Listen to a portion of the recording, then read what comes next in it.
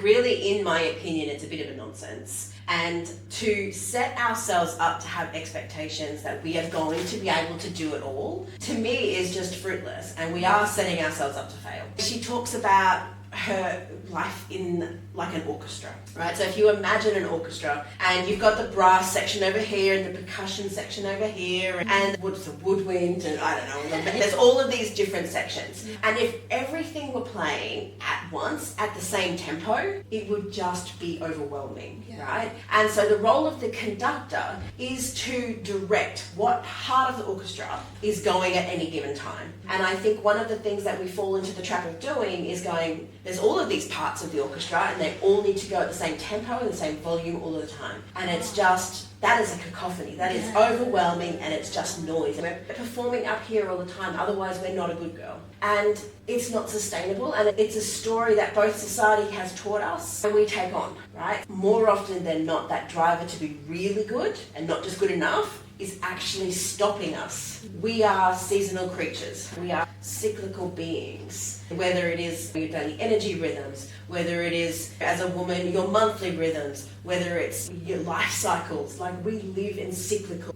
bodies in a cyclical seasonal world, right? If you are waiting to give yourself permission because I feel perfect enough now to get out there, then you're missing so much opportunity to make so much change and value in other people's lives. Accept and be okay with just producing things even when you think it's not perfect. Because often enough I would find myself going through, it needs to be perfect, it needs to look good, it needs to be this and that, but I have wasted so much time waiting for it to be perfect, me wanting to make it perfect. And being in a bigger body, get up in front of other people and be creating photos to make them look good. I'm like, I don't look good, so why would somebody come to me to choose me as a photographer to make them look good? What is power? And if we can start to move away from power in leadership being about how you instruct other people to behave and make them do things, and start to flip it and go, how do we have power with people so that rising tide